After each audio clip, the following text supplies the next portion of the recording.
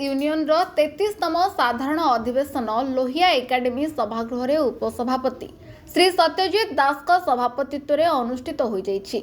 मुख्य अतिथि विधायक बड़चुणा श्रीजुक्त अमर कुमार नायक, सम्मानित अतिथि पूर्वतन विधायक श्रीजुक्त प्रियदर्शी मिश्र और मुख्य वक्ता श्रीजुक्त नटवर आचार्य जोग देइथिले। सही संस्थार उपसभापति श्री सत्यजित दास अतिथि माननकु स्वागत करने सह परिचय प्रदान करथिले। साधारण संपादक लोकनाथ साहू वार्षिक विवरणी पाठ करथिले। एही संस्थार समस्त मेंबर मानक सर्वसम्मतिक्रमे श्रीजुक्त अमर नायकंकु मार्कफेड एम्प्लॉइज यूनियन सभापति और श्रीजुक्त प्रियदर्शी मिश्रंकु उपदेष्टा पदवी प्रदान करथिले। एही सभारे मार्कफेड कर्मचारी मानकर विभिन्न समस्या संबंध में सविशेष आलोचना पूर्वक संस्थार उन्नति सह कर्मचारी मानकर कल्याण निमंते यूनियन समस्त मेंबर मानकु जाग्रत रहिबा पई मुख्य अतिथि श्रीजुक्त अमर कुमार नायक परामर्श देइथिले। सम्मानित अतिथि प्रियदर्शी मिश्र मार्कफेड अवसर प्राप्त कर्मचारी मानकर स्वल्प भत्ता संबंध में आलोकपात करने सहित कर्मचारी मानक दाबी गुड़िक यथार्थ बोली दर्शाई किपरि आपण मानकर दाबी गुड़िक सरकार को जणाई तार समाधान कराजिबो सही विषय सूचना प्रदान करथिले। उपदेष्टा प्रियदर्शी मिश्र श्रीजुक्त नटवर आचार्य कहिथिले दाबी गुड़िक पूरण निमंते कर्मचारी माने सालिस विहीन संग्राम जारी रखिबाकू परामर्श देइथिले।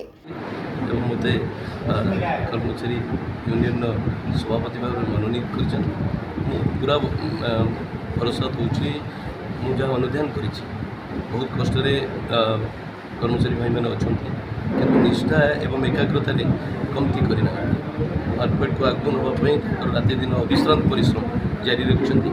मार्कफेड को राज्यर एक प्रमुख संस्था भाव में गढ़ी तोड़ा जो एकाग्रता दरकार जो निष्ठा दरकार से पूरा पूरा समय देवी एवं जो जो समस्या रही मूलतः निजुक्ति एवं आय वृद्धि ये दुईटी जाक कथा को आम विशेष ध्यान देवु एवं आसंता दिन में आप देखिए मार्कफेड राज्य एक अग्रणी संस्था भाव में निश्चित भाव गढ़ विगत दिन मानक जो सभापति मैंने विभिन्न समय विभिन्न प्रकार देखते प्रतिश्रुति कौन ना कौन जगह अटकी जाए प्रतिश्रुति वर्तमान राज्य में जो सरकार केन्द्र में डबल इंजिन सरकार से डबल चिंताधारा डबल रही परिप्रेक्षी कौन रचिंत विगत दिन में जो सभापति मैंने रही है से जड़ित व्यवस्था भितर जी करने कथा कर समन्वय ढंग रखी कम करने कथा जो हार में आगक जावा कथा नहीं आहरी जोरे जावा कथा माने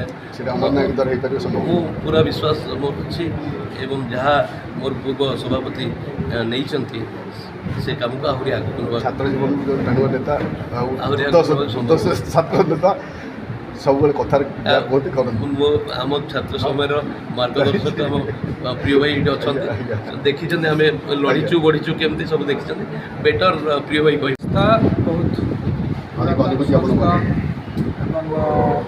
सर्वप्रथम आमर एम्प्लॉइज भाई भाई को धन्यवाद देवी से सुयोग्य व्यक्ति को सभापति रूपे बाछी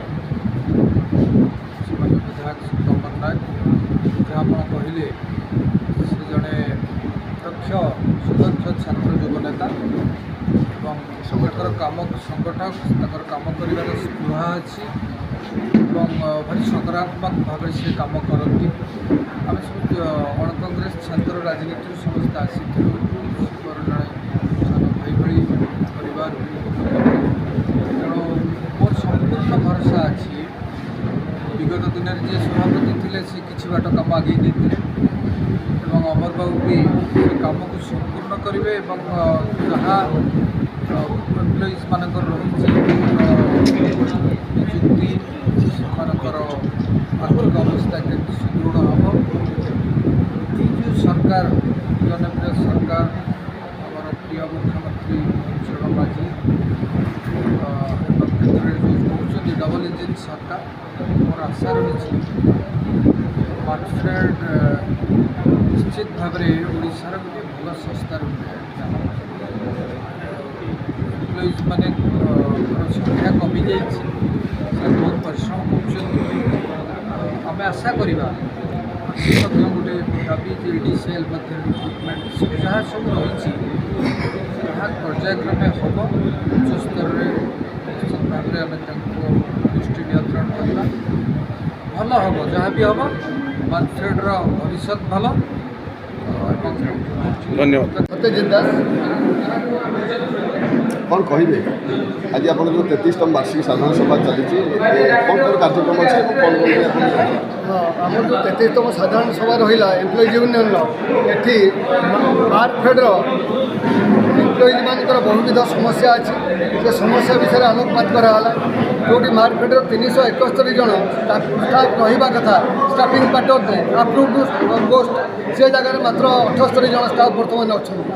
ତେଣୁ 78 ଜଣ ଷ୍ଟାଫ୍ ସାରା ଓଡ଼ିଶାରେ ଆମର 75ଟା ଗୋଡାଉନ୍ ବା ସେଲ୍ ଆଉଟଲେଟ୍ ଅଛି।